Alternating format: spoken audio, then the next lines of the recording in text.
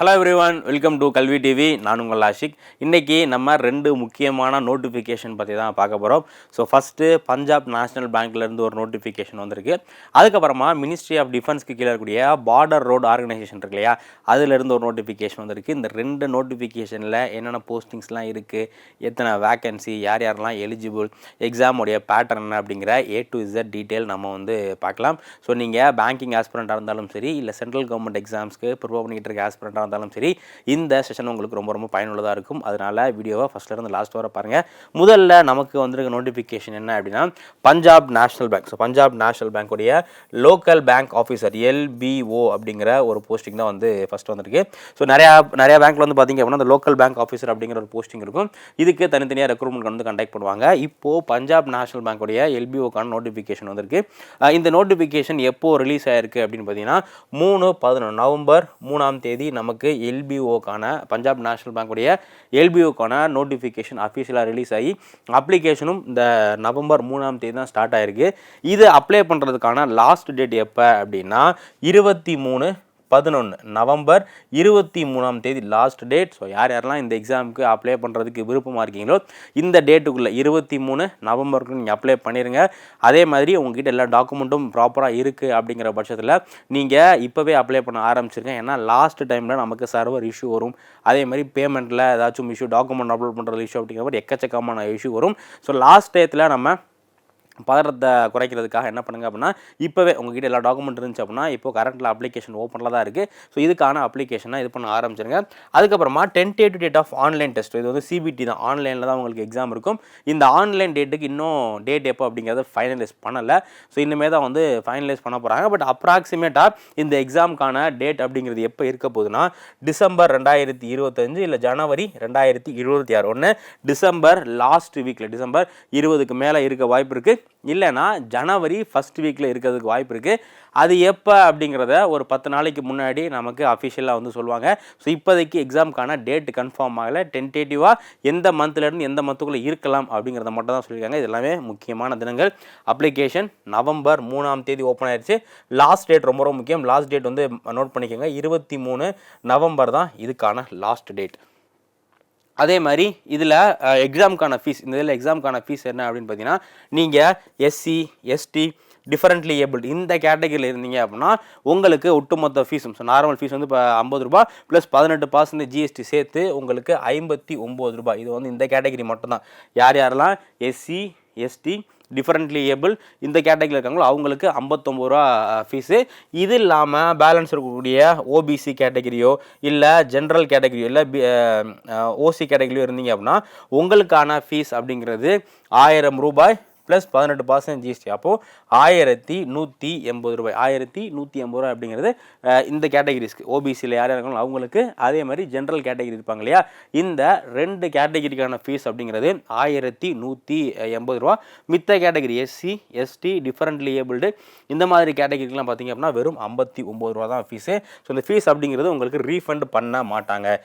Railway எக்ஸாம்லாம் பார்த்தீங்கன்னா நீங்கள் CBT 1 எழுதி முடிச்சிட்டிங்கன்னா உங்களுக்கு அந்த ஃபீஸ், நீங்கள் பே பண்ண ஃபீஸில் ஒரு பர்டிகுலர் அமௌண்ட் ரீஃபண்ட் பண்ணுவாங்க இல்லையா. பட் பேங்கிங் எக்ஸாம் பொறுத்தவரை உங்களுக்கு ஃபீஸ் நாட் ரீஃபண்டபிள். நீங்கள் எக்ஸாம் போய் எழுதினாலும் சரி, எக்ஸாம் எழுதினாலும் சரி, இந்த ஃபீஸ் வந்து உங்களுக்கு இது வந்து பண்ண மாட்டாங்க. ஸோ அதனால் பார்த்துங்க. இந்த ஃபீஸ் பே பண்ணுறதுக்கான லாஸ்ட் டேட், ஃபீஸ் பே பண்ணுறதுக்கான லாஸ்ட் டேட்டுமே வந்து உங்களுக்கு அப்ளிகேஷன் என்னைக்கு க்ளோஸ் ஆகுதோ, அப்ளிகேஷன் க்ளோஸ் ஆகிற டேட் இருக்கு இல்லையா, ஸோ அப்ளிகேஷன் க்ளோஸ் ஆகிற டேட் தான் ஃபீஸ் பே பண்ணுறதுக்குமான லாஸ்ட் டேட். ஸோ எல்லாருமே என்ன பண்ணுங்கள் அப்படின்னா இந்த ஃபீஸை 23 நவம்பருக்குள்ளே ஃபீஸ் பேமெண்ட் எல்லா ப்ராசஸையும் வந்து கம்ப்ளீட் பண்ணிடுங்க. ஸோ நெக்ஸ்ட்டு இதில் போஸ்டிங் என்னென்ன போஸ்டிங் விட்டுருக்காங்க அப்படின்னா, first LBO local bank officer, LBO local bank officer அப்படிங்கிற இந்த ஒரு போஸ்டிங்காக தான் தனித்தனியாக. அந்த லோக்கல் பேங்க் ஆஃபீஸர் அப்படிங்கிறது எல்லா பேங்க்குமே தனித்தனியாக, இப்போது மெயினாக PO கிளரிக்கல் இந்த ரெண்டு எக்ஸாமை யார் கண்டக்ட் பண்ணுவோம் அப்படின்னா IBPS கண்டக்ட் பண்ணுவாங்க. அது இல்லாமல் இந்த லோக்கல் பேங்க் ஆஃபீஸர் எக்ஸாம் இருக்குல்ல, இது அந்தந்த பேங்க்கே வேகன்சி விட்டு அவங்களே கண்டக்ட் பண்ணிப்பாங்க. இப்போ தான் வந்து நிறைய எக்ஸாம், இந்தியன் பேங்க் இந்த மாதிரி நிறையா பேங்க்குக்கு லோக்கல் பேங்க் ஆஃபீஸர் எக்ஸாம் முடிஞ்சு இல்லையா. ஸோ இப்போது பஞ்சாப் நேஷ்னல் பேங்க்கான லோக்கல் பேங்க் ஆஃபீஸர் வந்து வந்திருக்கு. இது மொத்தம் எவ்வளோ வேகன்சி அப்படின்னா 750, எவ்வளோ மொத்தம் 750 வேகன்சி. ஸோ இந்த பே ஸ்கேலை பொறுத்தவரை உங்களுக்கு 1 தான் வருது அப்ராக்சிமேட்டாக. ஸோ அப்ராக்சிமேட்டாக உங்களுக்கு பே ஸ்கேல், ஸோ அப்புறம் அப்ராக்சிமேட்டாக பே ஸ்கேல் அப்படிங்கிறது 66,700 இதுதான் வந்து உங்களுடைய பே ஸ்கேல் வந்து இருக்க போகுது. அதே மாதிரி இதில் வேக்கன்சியை பொறுத்தவரை எல்லாமே ஸ்டேட் வைஸ் வேக்கன்சி தான். ஓகேங்களா? இதில் வந்து எல்லா மொத்தமாக நீங்கள் அப்ளை பண்ண முடியாது. உங்கள் ஸ்டேட்டுக்கு எவ்வளோ வேக்கன்சி இருக்கோ அதுக்கு மட்டும்தான் நீங்கள் அப்ளை பண்ண முடியும். இன்னும் ரொம்ப முக்கியமான விஷயம் என்ன அப்படின்னா, இதுக்கு நீங்கள் அப்ளை பண்ணுறதுக்கு அந்த ஸ்டேட்டுடைய அஃபிஷியல் லாங்குவேஜ் என்னவோ கண்டிப்பாக அது தெரிஞ்சிருக்கணும். ஃபார் எக்ஸாம்பிள் நீங்கள் தமிழ்நாட்டுக்கு அப்ளை பண்ணுறீங்க அப்படின்னா கண்டிப்பாக உங்களுக்கு தமிழ் தெரிஞ்சிருக்கணும். ஒன்று நீங்கள் 11th 12th படிக்கும்போது தமிழ் படிச்சிருக்கணும். அப்படி நீங்கள் 11th இல்லை 12th தமிழே படிக்கலை அப்படிங்கிற பட்சத்தில் உங்களுக்கு லாங்குவேஜுக்காக செப்பரேட்டாக ஒரு எக்ஸாம் கண்டக்ட் பண்ணுவாங்க. அந்த எக்ஸாமில் கிளியர் பண்ணால் மட்டும்தான் உங்களுக்கு வந்து ஜாப் கிடைக்கும். ஸோ அதனால் இது வந்து first state wise vacancy Tamil Nadu, Karnataka அந்த மாதிரி ஒவ்வொரு ஸ்டேட்டுக்கும் தனியாக வேகன்சி நீங்கள் அப்ளை பண்ணும்போது அந்த ஸ்டேட்டுக்கு மட்டும்தான் அப்ளை பண்ண முடியும். அதே மாதிரி நீங்கள் எந்த ஸ்டேட்டுக்கு அப்ளை பண்ணுறீங்களோ அந்த ஸ்டேட்டோடைய லாங்குவேஜ் ரொம்ப ரொம்ப ரொம்ப முக்கியம். ஃபார் எக்ஸாம்பிள் நீங்கள் ஆந்திர பிரதேஷ்க்கு அப்ளை பண்ணுறீங்க அப்படின்னா உங்களுக்கு கண்டிப்பாக தெலுங்கு தெரிஞ்சிருக்கணும். குஜராத்துங்கிறப்போ குஜராத்தி, கர்நாடகனா கன்னடா. நம்ம தமிழ்நாட்டுக்கு நீங்கள் கண்டிப்பாக தமிழ் தெரிஞ்சிருந்தால் மட்டும்தான், தமிழ்நாட்டுக்கு அப்ளை பண்ணும்போது கண்டிப்பாக நீங்கள் தமிழ் தெரிஞ்சிருந்தால் மட்டும்தான் இந்த எக்ஸாமுக்கு அப்ளை பண்ண முடியும். ஸோ இதில் வேகன்சியை பொறுத்தவரை எதுக்கு அதிகமான வேகன்சி அப்படின்னா மகாராஷ்டிராவுக்கு. ஸோ மகாராஷ்டிராவுக்கு கிட்டத்தட்ட 135 வேகன்சி இருக்குது. இது இல்லாமல் மித்த ஸ்டேட்டுக்கு எல்லாமே ஆவரேஜாக ஒரு 80 to 90 80லேருந்து 90 வேகன்சி இருக்குது. ஸோ நீங்கள் இப்போ அப்ளை பண்ணும்போது உங்களுக்கு ஹிந்தி தெரிஞ்சிருக்கு, இல்லை இதில் இருக்கக்கூடிய வேறு மொழி, ஃபார் எக்ஸாம்பிள் உங்களுக்கு மராத்தி தெரியுது அப்படின்னா நீங்கள் மகாராஷ்டிராவுக்கு அப்ளை பண்ணலாம். ஓகேங்களா? பட் அதுக்கு என்ன, நீங்கள் ஒன்று 11th 12th மராத்தியை ஒரு லாங்குவேஜாக படிச்சிருக்கணும். அப்படி இல்லை நீங்கள் அப்ளை பண்ணாலும் எக்ஸாம் கிளியர் பண்ணதுக்கப்புறம் உங்களுக்கு லாங்குவேஜ் ப்ரொஃபிஷியன்சி டெஸ்ட் வந்து வைப்பாங்க மராத்தியில். அதை நீங்கள் கிளியர் பண்ணணும். அதை நீங்கள் கிளியர் பண்ணதுக்கப்புறம் தான் உங்களுக்கு ஜாப் வந்து கன்ஃபார்ம் பண்ணுவாங்க. அதனால் மித்த எக்ஸாம்லாம் நம்ம எங்கே வேணாலும் அப்ளை பண்ணிக்கலாம் அப்படிங்கிற மாதிரி இருக்கு இல்லையா? அந்த மாதிரி இல்லாமல் இது உங்களுக்கு கண்டிப்பாக அந்த மொழி, அந்த ஸ்டேட்டோடைய அஃபிஷியல் லாங்குவேஜ் தெரிஞ்சிருக்கணும். அதனால் உங்களுக்கு இப்போ ஹிந்தியோ வேறு ஏதோ மொழியோ தெரிஞ்சிருக்கு, நீங்கள் அதை உங்களுடைய ஸ்கூலில் ஒரு பாடம் படிச்சிருக்கீங்க அப்படின்னா பிரச்சனை கிடையாது. அப்படி இல்லைன்னா நீங்கள் தமிழ் மட்டும்தான் இது பண்ண முடியும். ஸோ தமிழ்நாடை பொறுத்தவரை உங்களுக்கு கம்பல்சரியாக தமிழ் தெரிஞ்சிருக்கணும். இதுக்கான வேகன்சி பார்த்தீங்கன்னா 85. ஸோ தமிழுக்கான வேகன்சி 85. இதில் கேட்டகரிஸ் பார்த்திங்க அப்படின்னா எஸ்சி கேட்டகரிக்கு 12, எஸ்டிக்கு 6, ஓபிசி 22, எக்கனாமிக்கலி வீக்கர் செக்ஷன் 8, அதுக்கப்புறமா அன்ரிசர்வ் 37. இதுதான் வந்து இதுக்கான வேகன்சி. தமிழ்நாட்டை பொறுத்தவரை வேகன்சி 85, அதில் SC 12, ST 6, OBC 22, economical weaker section 8, unreserve 37. இதுதான் வந்து தமிழ்நாட்டுக்கான வேகன்சி. ஸோ இந்த வேகன்சியில் தான் நீங்கள் 85 தான் நீங்கள் அப்ளை பண்ணணும். கண்டிப்பாக நீங்கள் தமிழ் தெரிஞ்சதான் மட்டும்தான். தமிழுக்கு உங்களுக்கு எக்ஸாம்பிள் சிலபஸில் தமிழ்லாம் கிடையாது. பட் நீங்கள் தமிழ் வந்து கண்டிப்பாக தெரிஞ்சிருக்கணும். 11வது 12வது தமிழ் படிச்சிருக்கணும். அப்படி இல்லைங்கிற பட்சத்தில் உங்களுக்கு இந்த எக்ஸாம் நடக்குது இல்லையா, அதில் எதுவுமே இருக்காது. அந்த எக்ஸாம் பேட்டர்னை பொறுத்தவரை அது வேறு. அது எக்ஸாம் நீங்கள் கிளியர் பண்ணதுக்கு அப்புறமா உங்களுக்கு தமிழில் ஒரு ப்ரொஃபிஷியன்சி டெஸ்ட் வந்து கண்டக்ட் பண்ணுவாங்க. ஓகேங்களா? ஸோ அடுத்த முக்கியமான விஷயம் வந்து பார்த்தீங்கன்னா வேறு எங்கெங்கெல்லாம் இருக்குதுன்னு பார்த்துங்க. அடுத்து அசாமில் 86 கொடுத்துருக்காங்க. ஸோ ஒட்டுமொத்தமாக நமக்கு 750 வேகன்சி வந்திருக்கு. ஓகேங்களா? அந்த 750ல் நீங்கள் எந்த ஸ்டேட்டுக்கு இது பண்ணுறீங்களோ அது மட்டும் தான் அப்ளை பண்ண முடியும். அதே மாதிரி நிறைய பேருக்கு இருக்க டவுட் என்ன அப்படின்னா, சார் நான் வந்து ஒரு ஸ்டேட்டுக்கு மேலே அப்ளை பண்ணலாமா, நான் வந்து தமிழ்நாடும் கர்நாடகா இல்லை தமிழ்நாடு மகாராஷ்டிரா இந்த மாதிரி ஒரு ஸ்டேட்டுக்கு மேலே அப்ளை பண்ணலாமா, எனக்கு 2 லாங்குவேஜுமே தெரியும் அப்படின்னு இருந்தீங்கனாலும் சரி, நீங்கள் என்ன தான் பண்ண முடியும், ஏதாச்சும் ஒரு ஸ்டேட்டுக்கு மட்டும் தான் நீங்கள் அப்ளை பண்ண முடியும். ஒரு ஸ்டேட்டுக்கு மேலே இதில் அப்ளை பண்ணக்கூடாது. ஏதாச்சும் ஒரு ஸ்டேட் எது வந்து உங்களுக்கு நல்லா தெரியுமோ, எதில் வந்து வேகன்சி நல்லாயிருக்கோ அதை மட்டும் அப்ளை பண்ணுங்கள். நீங்கள் 2 ஸ்டேட் அப்ளை பண்ணிங்க அப்படின்னா உங்களுடைய அப்ளிகேஷன் ரிஜெக்ட் பண்ணிடுவாங்க. அதே மாதிரி இதுக்கான ஏஜ் லிமிட். ஸோ இதுக்கான ஏஜ் லிமிட்டை பொறுத்தவரை உங்களுக்கு நார்மலாக உங்களுக்கு வந்து 30. பட் அதே இது எஸ்சி எஸ்டியாக இருந்தீங்க அப்படின்னா உங்களுக்கு 5 இயர்ஸ் ரிலாக்ஸேஷன் கொடுக்குறாங்க. அதே மாதிரி அதர் பேக்வர்ட் கிளாஸ்க்கு 3 இயர்ஸ் ரிலாக்ஸேஷன் கொடுக்குறாங்க. ப்ரெசன்ட் வந்து bench mark disability different able people இருக்காங்க இல்லையா, அவங்களுக்கு இப்போ 10 இயர்ஸு. தென் எக்ஸ் சர்வீஸ்மேனுக்கு 5 இயர்ஸு. அதே மாதிரி 1984 ரைட்டில் சீக் ரைட்டில் யாரெல்லாம் அஃபெக்ட் ஆகிருக்காங்களோ அவங்களுக்கு 5 இயர்ஸ். இது எல்லாமே ஏஜ் ரிலாக்ஸேஷன். ஸோ ஓசி கேட்டகரிக்கு ஏஜ் ரிலாக்ஸேஷன் கிடையாது. பட் மித்த கேட்டகரி இருக்காங்க இல்லையா, இவங்க எல்லாத்துக்குமே ஏஜ் ரிலாக்ஸேஷன் கண்டிப்பாக இருக்குது.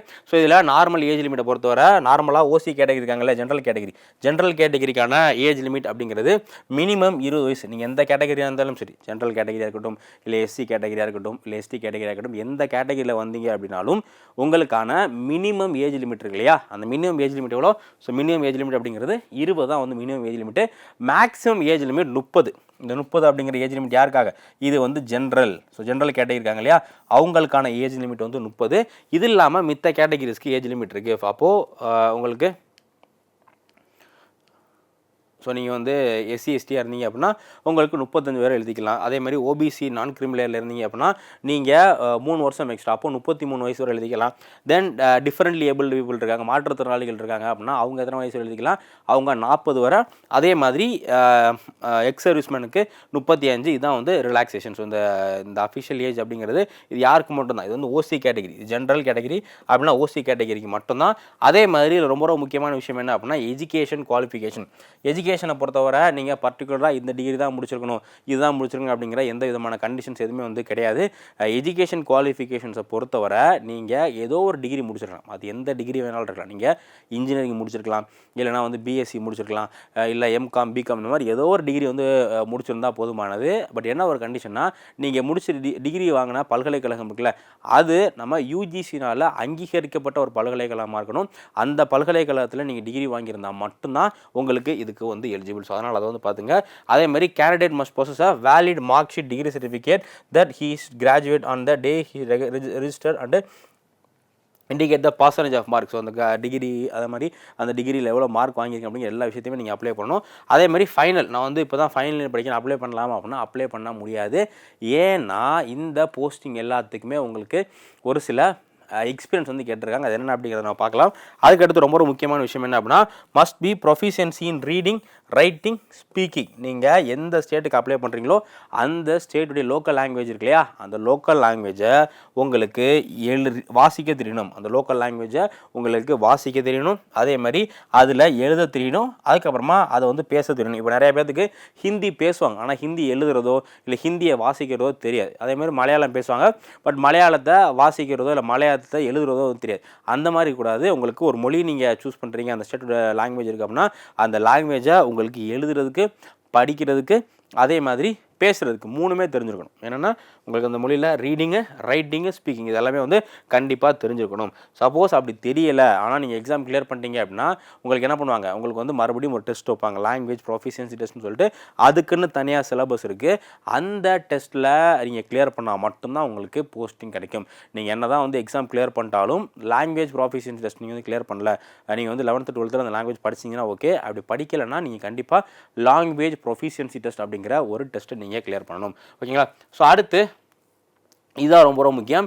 கேண்டிடேட் மஸ்ட் பொசஸ் அ minimum 1 year post qualification work experience. ஓகேங்களா? நீங்கள் என்ன பண்ணியிருக்கணும் அப்படின்னா டிகிரி படித்து முடித்ததுக்கு அப்புறமா கம்பல்சரியாக 1 வருஷம், ஸோ மினிமம் 1 year, மேக்ஸிமம் நீங்கள் எத்தனை வருஷம் வேணாலும் வேலை பார்த்துக்கலாம். பட் மினிமம் வந்து பார்த்திங்க அப்படின்னா நீங்கள் 1 year ஆச்சும் ஏதோ ஒரு பேங்க்கில், ஏதோ ஒரு ஷெட்யூல்டு கமர்ஷியல் பேங்க்கில் நீங்கள் வந்து வேலை பார்த்துருக்கணும். என்ன இதில் கிளரிக்கல் இல்லை ஆஃபீஸர் கேடரில், கிளரிக்கல் கேடர்லையோ இல்லை ஆஃபீஸர் கேடர்லையோ ஏதோ இந்தியாவில் இருக்கக்கூடிய ஏதோ ஒரு ஷெட்யூல்டு கமர்ஷியல் பேங்க்கில், இல்லை நம்மளுடைய ஆர்ஆர்பி ரீஜனல் ரூரல் பேங்க் இல்லையா, ஸோ இந்த ஷெட்யூல்டு கமர்ஷியல் பேங்க்லையோ இல்லை ரீஜனல் ரூரல் பேங்க்கில் நீங்கள் ஒர்க் பண்ணியிருந்தால் மட்டும்தான் மினிமம் வந்து 1 year.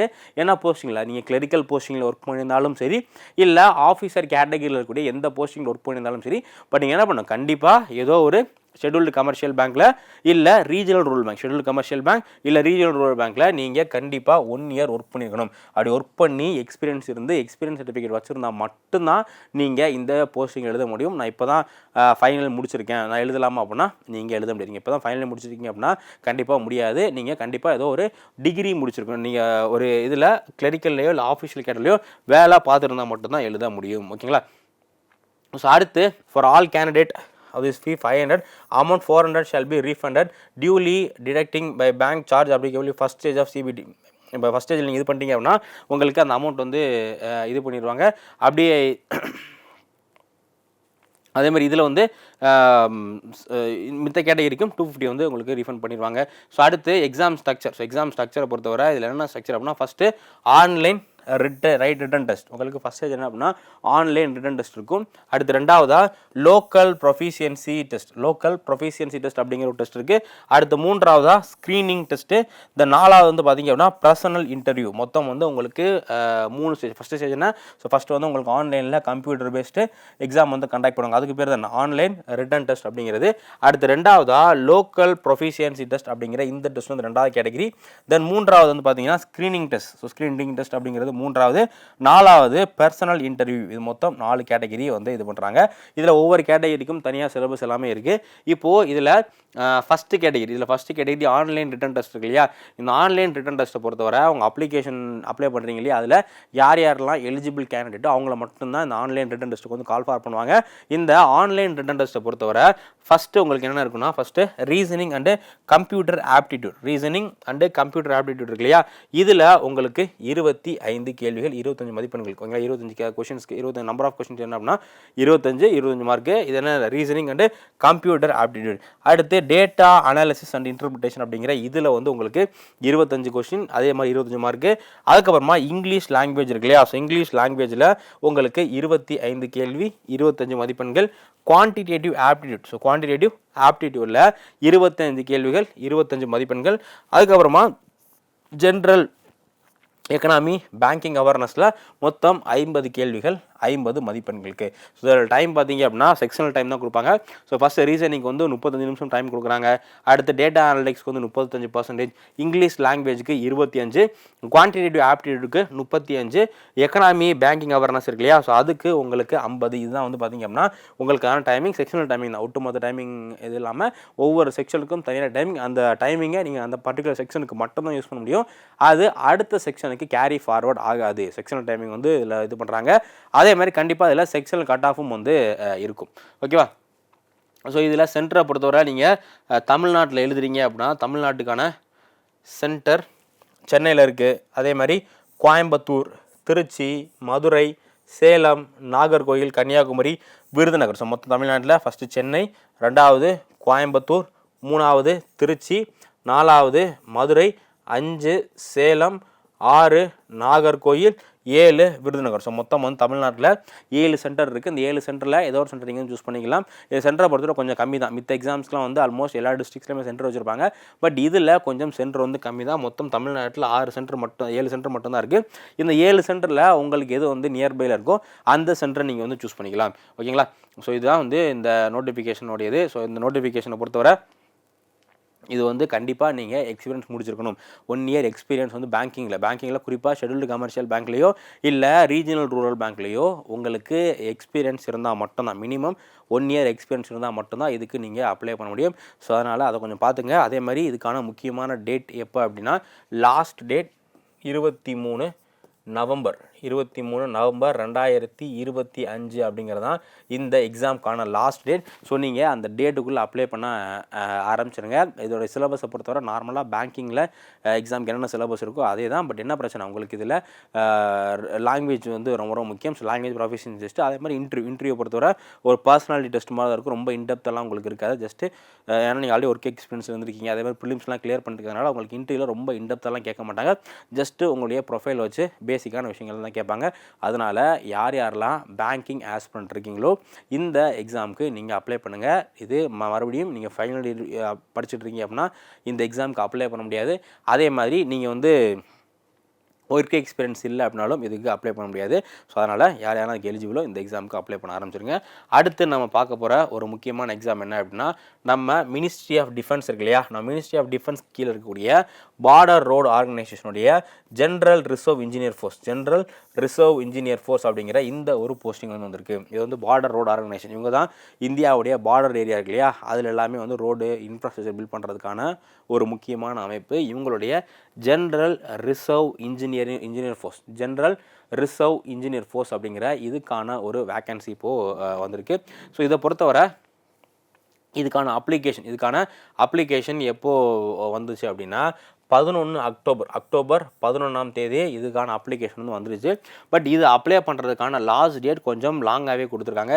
ஸோ லாஸ்ட் டேட் எப்போ அப்படின்னா 24 நவம்பர். எப்போது 24 நவம்பருக்குள்ளே நீங்கள் என்ன பண்ணணும், இந்த எக்ஸாமுக்கு நீங்கள் அப்ளை வந்து பண்ணணும்.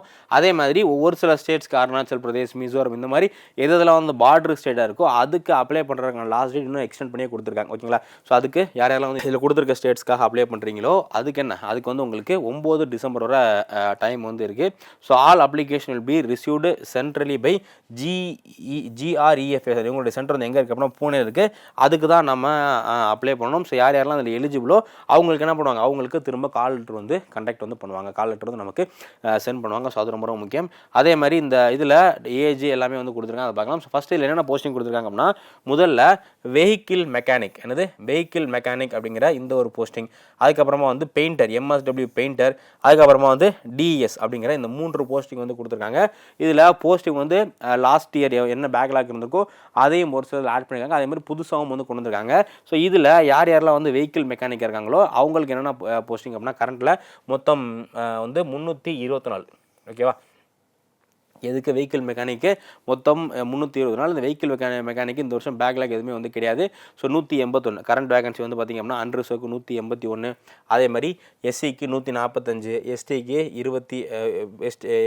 45, STக்கு 26, OBC 54, அதுக்கப்புறமா எக்கனாமிக்கல் வீக்கர் செக்ஷன் 18. ஸோ மொத்தம் இந்த வெஹிக்கிள் மெக்கானிக் அப்படிங்கிற இந்த ஒரு போஸ்டிங்க்கு எல்லாமே சேர்த்து 324 வேகன்சி வந்து இருக்குது.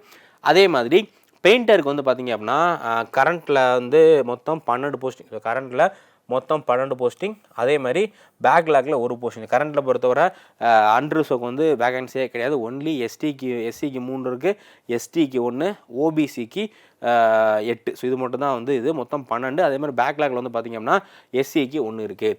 அடுத்து இந்த டிசைனிங்க்கு வந்து பார்த்திங்கன்னா கரண்ட்டில் அன்ரிசர்வ் கேட்டகிரிக்கு 88, SC கேட்டகிரிக்கு 22, STக்கு 11, OBCக்கு 73, எக்கனாமிக்கல் வீக்கர் செக்ஷனுக்கு 9. ஸோ மொத்தம் வந்து பார்த்திங்க அப்படின்னா 203, 203. ஸோ மொத்தம் எத்தனை வேகன்சி? மொத்தம் 203. யாருக்கு 203? இந்த டிசைனர் அப்படிங்கிற இந்த ஒரு கேட்டகரிக்கு பார்த்தீங்கன்னா 203. அதே மாதிரி பேக்லாகில் வந்து மொத்தம் ஒரு 2 வேகன்சி வந்து இருக்குது. ஸோ மொத்தம் இதெல்லாம் சேர்த்து எவ்வளோ வேகன்சி விட்ருக்காங்க அப்படின்னா 542. ஸோ மொத்தம் வந்து 542 வேகன்சி வந்து இருக்குது. இதில் எல்லா போஸ்டிங்கும் சேர்த்து அன்ரிசர்வ் கேட்டகரிக்கு 269, SCக்கு 72, STக்கு 32, OBC 136, economical weaker section 20. So எல்லா போஸ்டிங்குமே சேர்த்து எவ்வளோ இருக்குது அப்படின்னா 542 வேகன்சி வந்து கொடுத்துருக்காங்க. அதே மாதிரி இதில் இதுவும் இருக்குது, ரிசர்வேஷனும் இருக்குது. யாரெல்லாம் எக்ஸ் சர்வீஸ் பண்ண இந்த மாதிரி கேட்டகரிக்கு ரிசர்வேஷன் வந்து இதில் ஃபாலோ பண்ணுறாங்க.